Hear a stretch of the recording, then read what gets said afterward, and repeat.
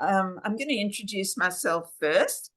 Associate Professor Kathy Bettman.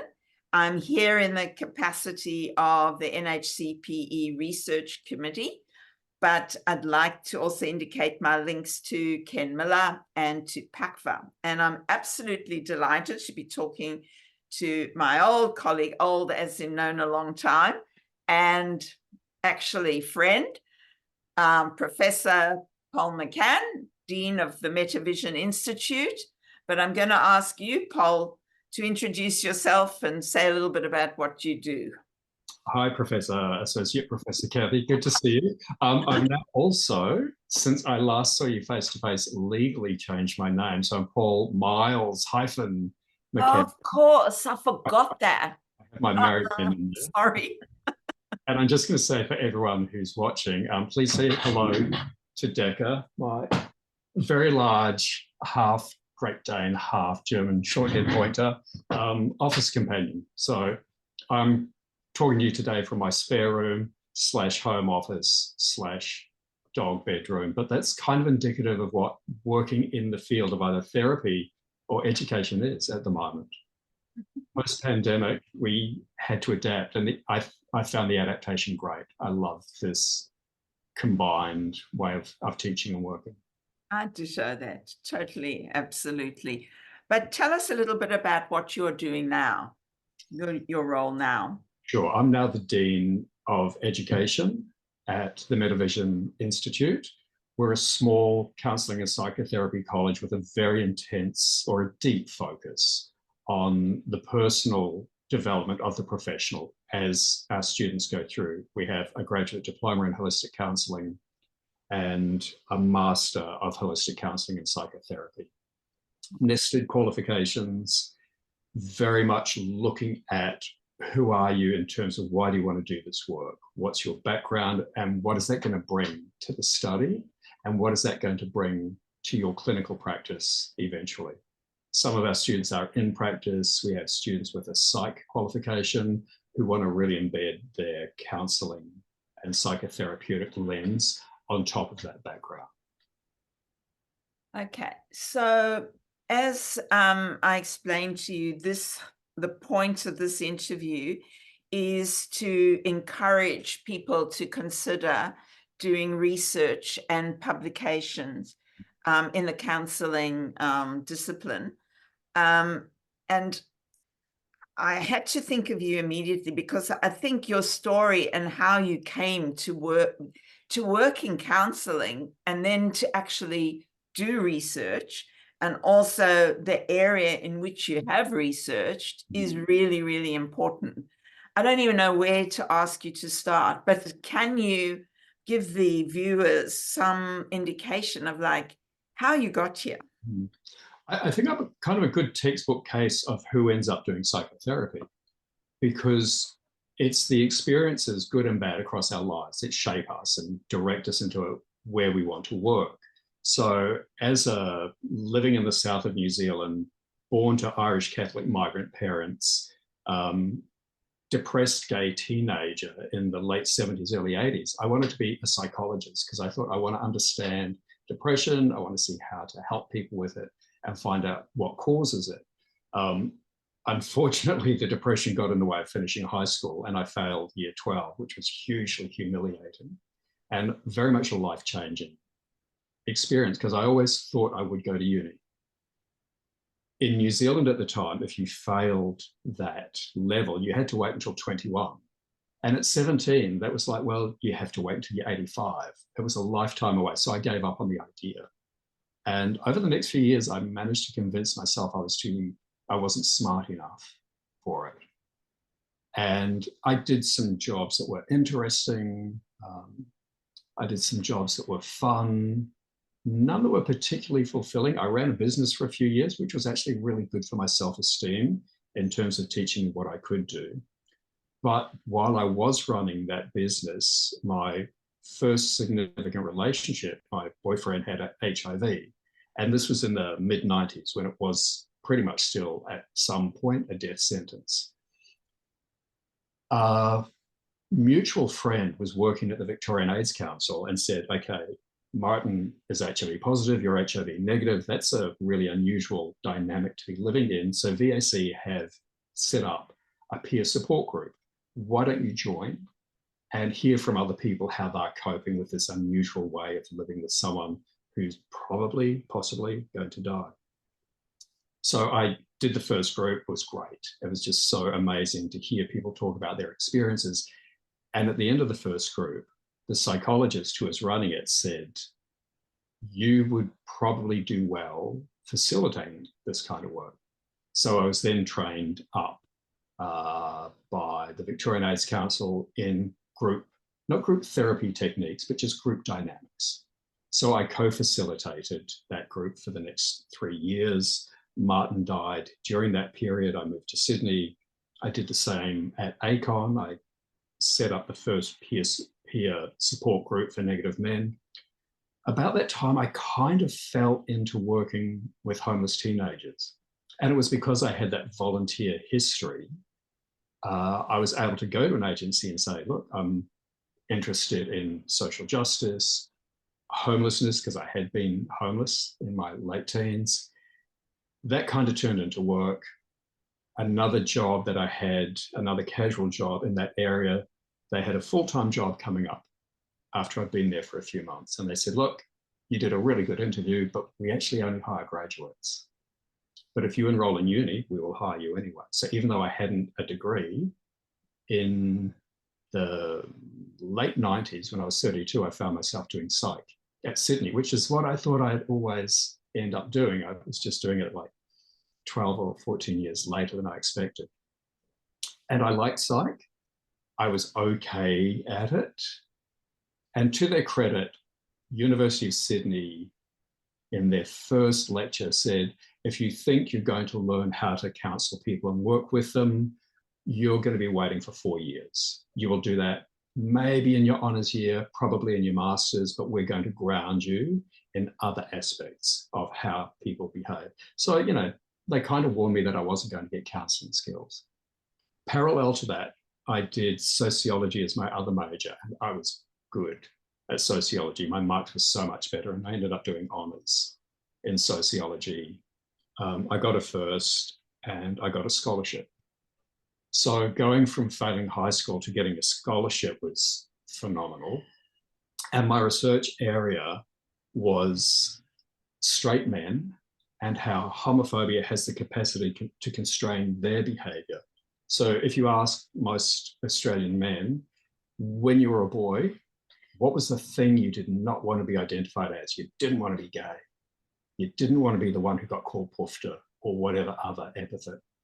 So it was really interesting talking to straight men about how gender norms of acceptable behavior shape the way they understand the world. And by acceptable behavior, I mean things like, what subjects do you teach? Do you learn? Sorry. Do you study French? Oh, that's a bit weird. It's a bit foreign. Do you do maths and science? Yeah, those are male subjects. Really? Do you do dance or do you do rugby? Well, if you do dance, you're going to get called a pufter. If you do rugby, it shows you're the right kind of man. And the right kind of man is physically aggressive, team bonded, always wanting to be number one. So boys would be selecting subjects or social activities to avoid anyone thinking they might be gay, whether they were gay or straight. And that's not even getting into sexual behavior. It's purely how we acculturate boys and men. And then the amazing part, well, it was all amazing, but another amazing part of the research was looking at how men unlearned those attitudes. And it was when they got out of all male environments, it was when they got out of all boys' schools or out of the trades or out of the military and started interacting with a wider range of people, that their ideas about what masculinity or femininity actually looked like, they lowered their guard. They became less defensive. There was less of a need to prove they were the right kind of guy. So it was 2/3 of the way through that I actually realized I'm actually part of this research. I hadn't realized that because I was studying straight men. I was studying men in general, and I had to look at some of the bullying experiences I had in late primary, early secondary, and try and understand what my relationship with the boys at school were and how they were actually coerced into some pretty questionable behavior. Because if they didn't, that lens could be turned on to them. And I actually learnt a lot and felt a lot of compassion for the way boys behaved. And even though they weren't necessarily part of the group of interviews that I did, which was about 42 and then another 20 in focus groups, I actually phoned 3 guys who I went to school with in New Zealand. One who got bullied far worse than I did. Oh boy. One who was a bit of a mean boy and turned into the most amazing adult, and one who was a really lovely, very blokey, but very lovely, considered guy who also turned into an amazing adult. So by kind of inserting myself into the research, that's when I actually found I could write it. Because I had writer's block for weeks. I just couldn't pull it all together. And then all of a sudden, by not inserting myself into the research, but allowing myself to have a lens to interrogate the data more personally, it helped me understand why these contradictory stories were actually starting to make sense. And again, it was never part of the plan, but the 3.5 years of doing the doctorate was 3.5 years of therapy. And I came out a very different person. I worked in vaccine research and bloodborne viruses and sexual behavior for about 4 or 5 years after that. And then I accidentally fell into teaching in counselling and psychotherapy colleges. So because I had the sociology lens, I was able to teach in research methods, social policy, those kinds of areas at the Janssen Newman Institute, where my sister was completing her degree. And I became program director of one of the bachelor degrees and eventually the head of academic studies, which always felt like a little bit of a square peg in a round hole. I had the PhD, I had the research capacity, but I didn't have the counselling and psychotherapy experience or specific training. And it was then going to ACAP, both as a student and running the placement department, doing my master's of psychotherapy there. That's when everything really began to click in a different area. And I left teaching for about 5 years to do clinical work over the pandemic. And then I was approached to come in as head of Metavision. And the exciting part of Metavision was it really felt like it took the best parts of the colleges that I taught at, the best parts of doing the doctorate, which was look inside yourself to figure out the patterns and put it into 1 or 2 degrees, a grad dip and a master's. So going back though to your research, I mean, it's interesting to me that you chose to look at straight men rather than gay men. Well, I didn't actually. When the scholarship that I got had a piece of research attached to it, I was actually going to be, this was before marriage equality, I was actually going to be doing my PhD on relationship styles, because that's what my honours year was looking at. How do you figure out what an adult male-male relationship looks like when as a child you're told you're going to grow up and marry the princess and you're going to act like a prince, and that's what happily ever after looks like? How do you create a relationship when you've never seen it modeled around? So that was the undergrad thesis. I loved it. I wanted to keep going with that. And then I met David Plummer, who was at the University of New England. He has the brain the size of a planet. I mean, he's so A-list. He's a GP. He's a sexual health physician. He's a flying doctor. He's a PhD. He's a professor. It's just like he's across so many fields. Whatever he turns his attention to, he can really bring intellectual brilliance to it. And he's funny, and he's a nice person, and he's got a big heart and a big soul. And to have him as my mentor was amazing. But he had this piece of research, which was a spin-off of his book. His PhD and his book were looking at the concept that homophobia directed at gay men and women, or well, his was really more about gay boys and men. It was less about sexual transgression as it was about gender transgression. So straight boys can get homophobia if they tick the wrong boxes. So the criteria for attracting homophobia is being small of stature. Small boys at school will get it. Being non-sporty, being artistic, being more interested in adult approval and peer group approval. These are the things that set you outside of what is seen as normal boys. Oh, and being effeminate. So I ticked off a lot of those boxes. I was quite a girly little boy. I hated sport. I was very strongly academically inclined. I was much more interested in hanging out in the library than playing sport. So that set me up as an outsider. Now, whether or not I was gay, those criteria would have always gotten me that label. And it was really interesting. It was this serendipitous moment in two small towns in regional Australia, only 50 kilometers apart, coincidentally, one the day after the other. I interviewed two straight men who ticked off those boxes, and they talked about being called pufta through their childhoods and described the emotional distress that caused at the time and through into their adult lives, including suicidal ideation. And it was at that moment that I really understood David's work. It was not because they were gay, because they're both straight, they're both married, they're both dads.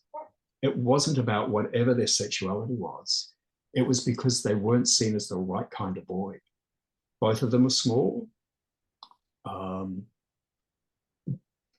Definitely artistic tendencies for one, definitely strong academic performance for another. Just enough risk factors for them to be targeted as the wrong kind of boy. So this is where it was just this kind of, serendipitous coming together of my experiences, David's research, it fitting in at the right time in my life after feeling academically more confident through doing quite well at uni. And then meeting these two guys and hearing these narratives that everything began to snap into place. But it wasn't until later that I spoke to people who I went to school with. So I went to an all-boys school. The one who got bullying far worse than me was actually trans. And we didn't realize at the time. We just thought this is a really camp gay boy. This was a very effeminate girl in a male body, and she eventually transitioned. And when I spoke to her, it was a really difficult interview because she was in a dark place in her 30s. When I interviewed boys who'd been bullies, they would say things like, just a bit of fun, it's what boys do, we're just having a laugh. No harm was meant. And I think for some of them, it's like, yeah, you're just retrospectively trying to get yourself off the hook for some very questionable behavior. I think some of them believed it, and it was like Chinese water torture.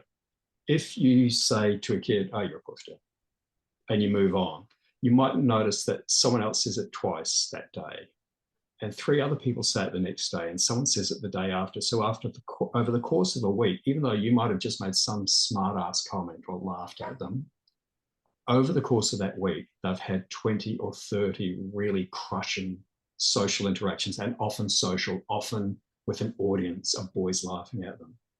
So a lot of them were saying, didn't mean any harm, it was just a joke, we were all laughing.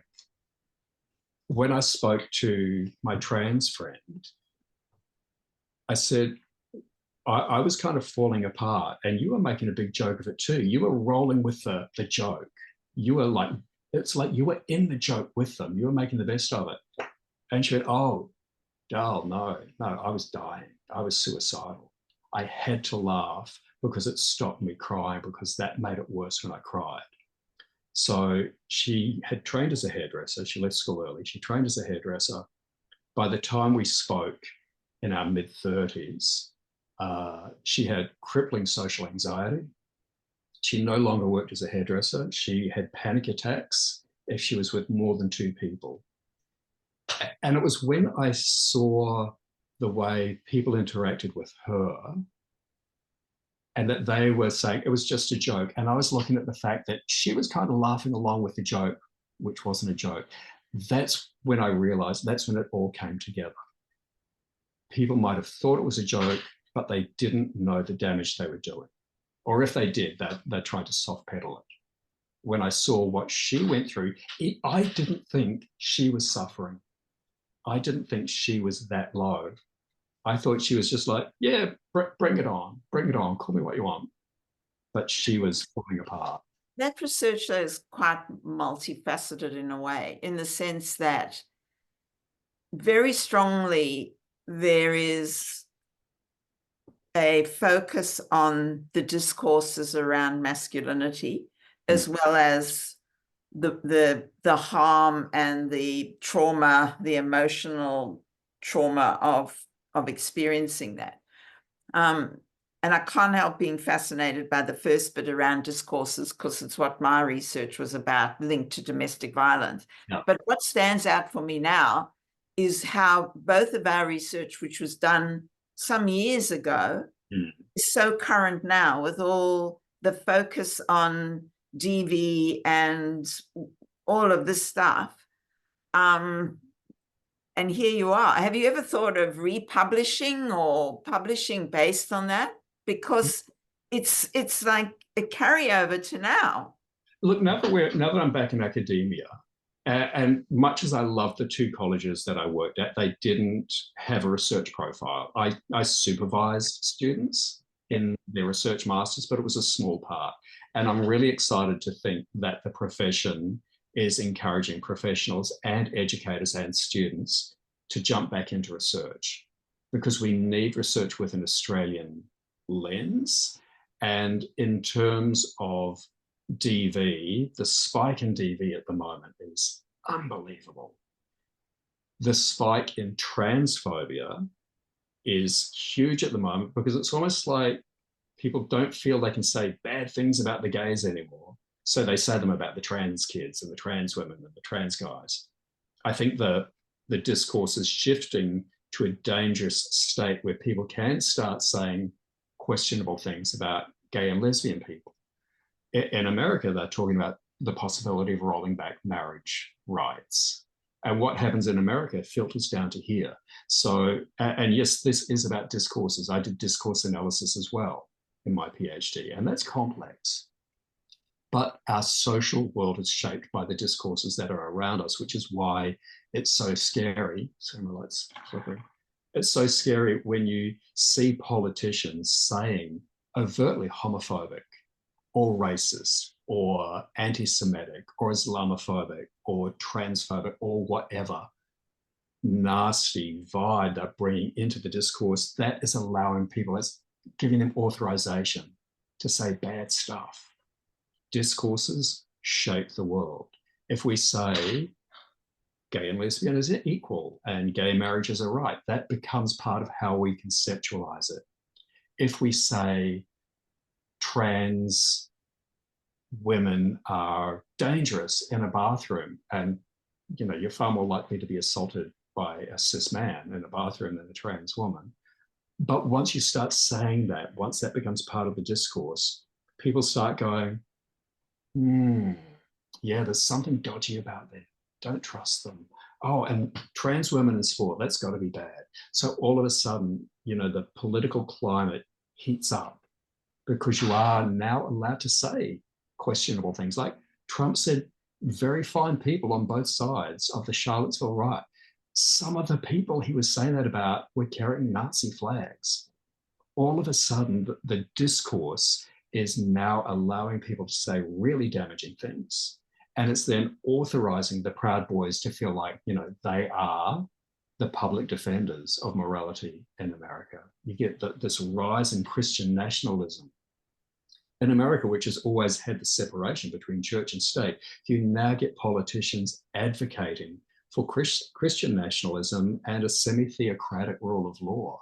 No, we should be basing our laws on the Bible. The Constitution, that came later. So where it says separation of church and state, do we really need to take that quite so literally?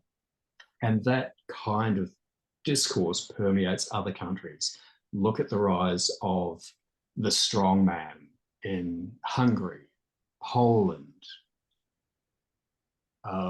Brazil, Russia, China, India.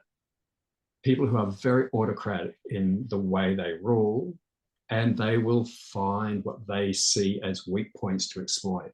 One of the weak points that any dictator will attack on will be gender and sexuality. They'll wrap it up in family values, they'll wrap it up in whatever their particular religion or holy book is, but they'll make the gays and the lesbians and the gender non-conforming people out to be freaks. And once you other someone, once you make them feel and look a bit weird, a bit outsider, it's easier for other people to coalesce their hatred around them. And, you know, the really cynical view of that is when you're creating division around that kind of minority group, it's a really easy distraction from cost of living. It's a really easy distraction from the fact that multinationals are making huge profits and paying little tax. No one has the time to understand the economics of the economy and the impact on working families. What you do is say, those queers, they're going to come for your kids. That's why it's dangerous. So if you were to have the time and the opportunity, where would you go with research? I loved the research I did. I would love to do more work in the trans community. Having said that, research needs to include people in that. So I would love to see people in the trans community wanting to partake in research around mental health in that community. I think there's still work to be done in terms of same-sex kids and adults, because there is this possibility that things will roll back. They would probably be my two main areas. So again, it's still a gender and sexuality focus. I'm not sure where I would take it at the moment. I think it would be more looking at what therapeutic interactions are helpful. You know, we're less than a generation. We're about 2 years away from people still practicing conversion therapy. I've met people in Australia who underwent conversion therapy. I know people who practiced it, and they were registered by professional associations. So it sounds almost like you have a fear that some of this could well rear its head again.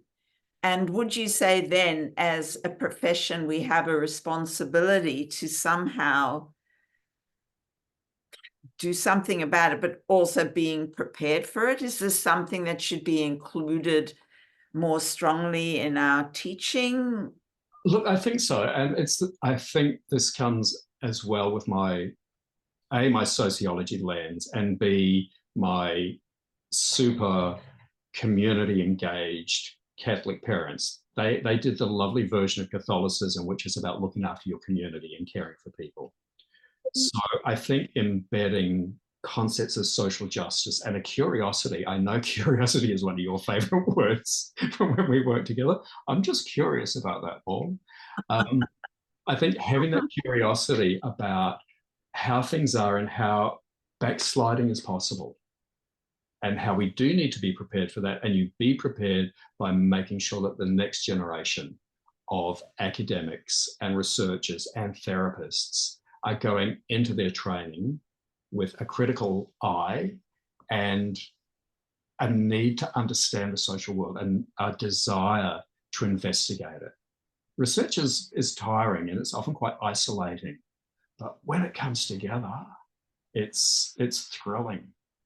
There was one period where I really struggled with one chapter. I had writer's block for weeks, and literally the dam broke one day. I went in, I rearranged my notes on my laptop, and I got to the end of the day and thought, that's the structure.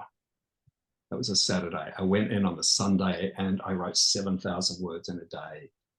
By the end of the week, I had 13,000 words, and it literally just flowed. And from that moment on, because I've been like tossing these ideas around in my subconscious for the last 2 or 3 years, Once I finished that chapter, I used that lens to look at the next data set, thought about it, rearranged notes, started writing, and I would literally write a chapter a week.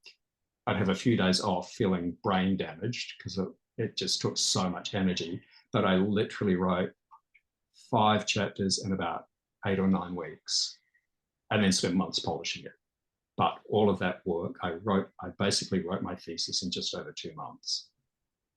All of that is kind of forgotten when you're wearing that puffy hat when you Oh, look, it was the lead up to that dam breaking was all my intellectual insecurities came back. I thought, oh my God, they're going to ask for their scholarship back if I don't hand over 100,000 words in the next 6 months. But once it started flowing out, it was thrilling. and it sounds like you had a really good supervisor from what you were saying. I did. David was brilliant, but halfway through, he got appointed professor at the University of West Indies. And then Victor, my co-supervisor, Victor Minicello, he came in and he was like, well, you guys have been working away, plotting and scheming. I don't know what you're doing. You got to bring me up to speed. It's like, oh. And he's Italian-Canadian. So when he talks, he sounds like a Chicago gangster. So everything sounds kind of aggressive. How's your thesis coming along? But he's actually very sweet and gentle. It's just that the accent and the fact that he's very tall and imposing makes him a wee bit scary. He's not actually tall and imposing. I saw photos of us together at my graduation. We are the same height, but he just has this presence. And I was scared for the first meeting. And then the second meeting, he said, okay, just tell me the story. What have you done? I said, this. And then we found this. And I talked to men about this, and these ideas kept coming up. And as I was writing, we were at a cafe in King's Cross, and he was making notes and he was drawing circles and then arrows linking things up. And at the end of the meal, he pushed the paper across the table to me and said, there's your thesis. That's your structure. And as I was talking, he was saying, you're talking a lot about how boys talk to each other, the use of language, what that language encourages or suppresses. There's your language. So I did a chapter called Boys Talk. He said, you're talking about boys' physical engagement as they go from childhood to adolescence to adulthood. And the key enactment of that is how they physically interact in terms of sport and which sports have status. Like one of the standout quotes from one of my interviews, we were talking about what's a good sport when you're at school? Rugby. Why? It shows you're a real man. You've got to be big. You've got to be powerful.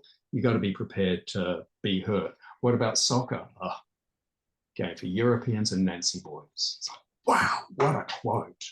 Not only was he saying soccer, the most popular game in the world, was a game for effeminate boys, but also foreigners. So he was using the discourses to show that soccer was not an Australian game and it wasn't a men's game. And then you got onto stuff like netball. Why would a man play that? That's a girl's game. Why would you do competitive diving? You know, standing wearing bathers on a board, almost naked, like that was seen as so far outside of real masculinity. So while I'm telling Victor all of these anecdotes and quotes, he's grouping the ideas, the role of language, the role of sport, the ways in which men later unlearn homophobic ideas. And it was because he hadn't been my supervisor and I had to do this huge verbal data dump on him. And he had the capacity to listen and find themes and patterns as I was talking. And he literally gave me an A4 sheet of paper with words and circles and arrows and said, there's the storyline, there's a chronology. So I'm literally jumping around because there were so many questions that came out of that. So you said you had focus groups. Was this also qualitative and semi-structured interviews? Everything was qualitative, semi-structured interviews, grounded theory. So there was no, no set interview schedule. The interview schedule developed over time. Yeah. I was hesitant about the focus groups but the focus groups had been part of the original research funding. So we had to do them. I did 4, and watching the power dynamics of men socially interacting in a focus group was exactly what the guys in the interviews were saying, getting played out in a real-time psychodrama in the room. Wow. Like, you could see men talking themselves up, boosting their ego. There was one group where there was a guy, maybe early 30s, and he was like the jock. He was the jokey loudmouth. And one of the other guys was quite quiet and talking about how you socialize at home. And this guy said, oh, you know, my family's European. So you'd come home and mum and dad, they would both kiss us. And this guy's like, oh, and the guy went, see, that's what I would get from other boys at school. If they saw dad kissing me when he picked me up from school, they would make jokes about it. And he's just done it now. So it's like, there is that social interaction of the jokey guy thinking he's the funniest one in the room and thinking he's got the authority to go puffed up in front of a room full of men. Pure example of social dynamics at play through the use of discourse, through the use of language. But it's also made me interested because you were there. What would have happened if I was there instead? So it's made me also think, you know, with research, does one have to be gay to do gay research? Does one have to be trans to do trans research? Does one have to be a woman or a man or No. or do you think it's also that how much does oneself play out in a very important question? room? And like, this was a question that my honours supervisor asked me: are you going to do these interviews yourself? And I took her very sincere question of, you know, you talk too much and you talk with your hands. People are going to pick you as being gay. How are you going to do the interviews? So, like, this was this was a conscious decision. I had my hair crew cut. I didn't wear any patterned shirts. They were solid colors. I wore the University of New England sweatshirt. I have a motorbike, so I would turn up to interviews on a motorbike. I made a conscious decision not to move my hands when I talked, and I kept my voice a lot more modulated. So I tried not to sound too excited when I talk, which is what I do, which identifies me as probably gay. I also made sure that I dropped my voice into my lower register. So I was completely masking in it, and I was trying to be either present as straight or neutral or kind of blokey gay, which is hard for me because I don't feel blokey most of the time. But I had to make a decision. How do I present? There were a couple of interviews where I felt there was one that I felt unsafe.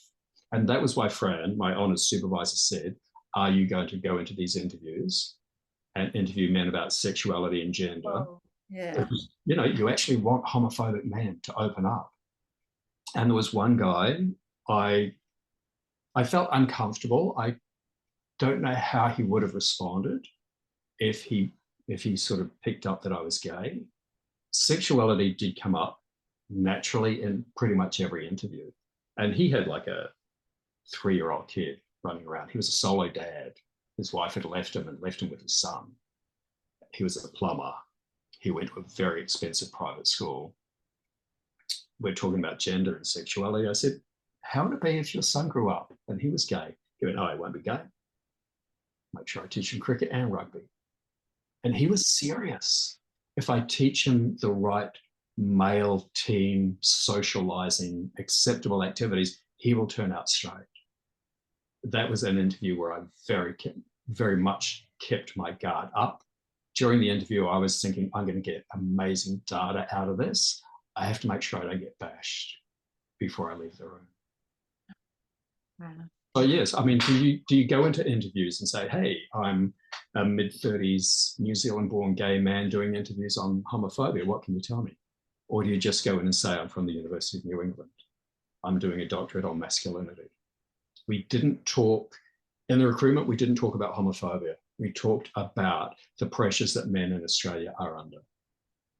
And oh, wow. I'm just that's thinking, what because I came up with. my research was with male perpetrators of domestic violence. Yeah. So one would have thought that I would have had similar fears, but I don't think it's anywhere near the extent what you're describing. Only once was I really scared when one man came up to me quite close and pointed in my face. But, you know, hearing you describe that, wow. And I've just got to be mindful of time, but I can just remember in conversations we had many years ago, I think I remember correctly, about your little notelets that were all over your lounge floor or something. I still have major fears about that, thinking what would have happened if a dog had run in there and screwed up all your little notelets with all your codes and what have you, rather than using in vivo. I'm conflicted about in vivo. I've been to in vivo training, I think 3 times. I still don't get it. I had 1,700 pages of transcripts, and I would cut out paragraphs or sentences and put them in piles and move them around. And I was so lucky. I was at the University of New England, but God love Professor Sue Kipax, who was going to be my supervisor until David became my supervisor. I worked for UNSW, but I wasn't doing my PhD there. She gave me an office, which was 3 times the size of this room.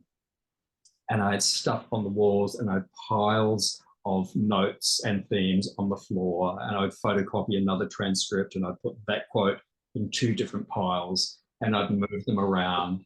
And you know, this is that period of 6 weeks of trying not to cry, because I was looking to try and find a pattern in the data. But yes, a stiff breeze through that room, and I would have been back to square one. I often think about that, and I just am glad that it's over for your sake. Research is daunting, particularly when it's a field that there isn't research into. And homophobia in straight men, there's not a lot. Homophobia and straight men in Australia, there was 0. So it was daunting knowing that I collected data. One of the best things David Plummer said was, the story is in the data. Read through the transcripts again, read through the field notes you made after each interview, bring it back to the literature, just keep comparing the literature with field notes with interviews.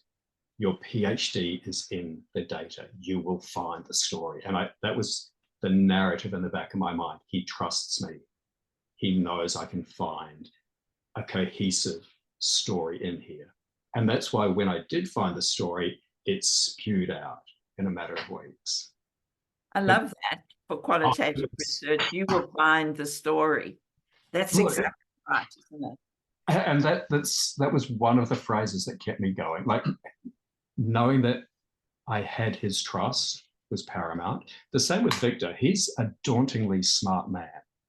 And when he said, here is the structure, now put it together. Because again, one of the things he said to me was, can you tell me the story of your research? I went, yeah, I can verbalize it. He went, fine, tell it to me. And it was as I verbalized it to him that he wrote down the structure. And the story was in the interviews. It was those repeated patterns of the way men talked about the use of humor or denigration, the way men talked about what they thought about the poofters when they were at school, and then they're working with someone who's going out with a guy, and it's like, but he's normal and we get on well. He's got the same sense of humor. Oh, I have to relearn my attitudes around sexuality. And it's because I'm not in a peer group of just competitive men and boys, Boy Scouts, armed forces, building trades, prison. The story was in all of those narratives. You know, before we started, I said to you, Pol, this is going to be a hard one because you and I could go on yarning for hours. Yeah. So I do have to be mindful of the time. But in closing, is there anything that I haven't asked that you feel is important, or that you would be able to give to viewers who might be watching this and thinking, I'm thinking of doing research, should I? Go for something that is a passion. Because even though I was doing straight men, I was doing masculinity, I was doing gender, there was the overlap of sexuality.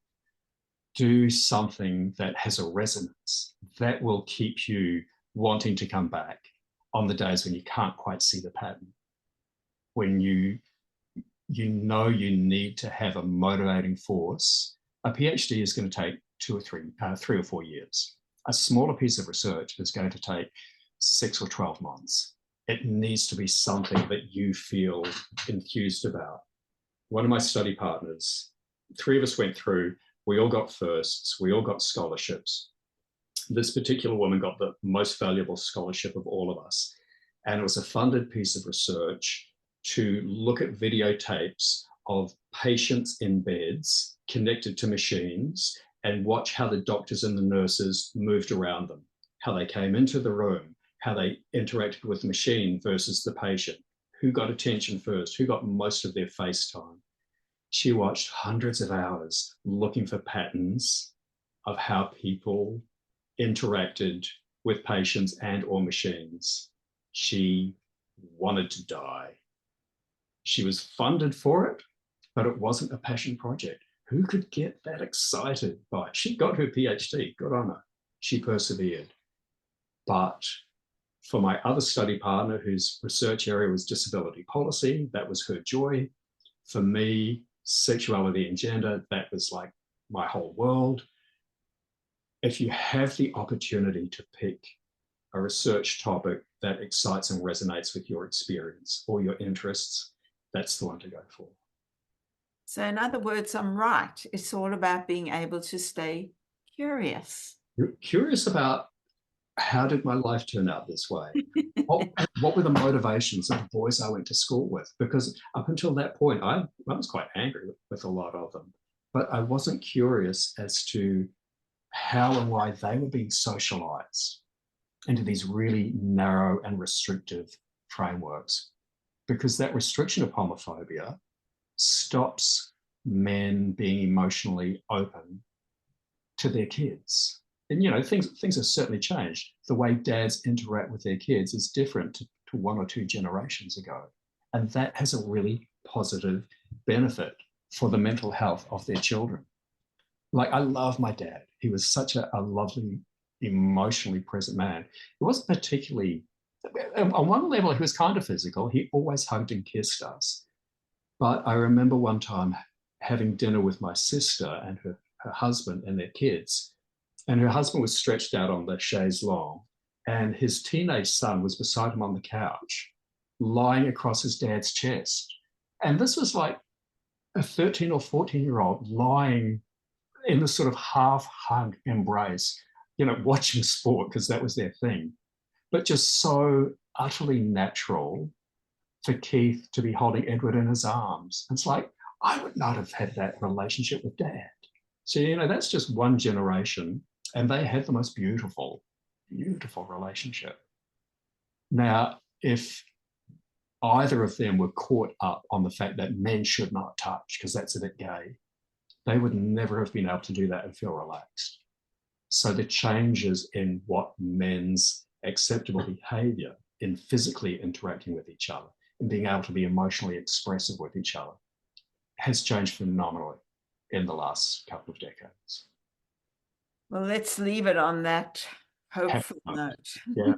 Yeah. But I thank you so very, very much for giving me this time, and look forward to chatting with you soon. Oh, absolutely. I think that's a plan.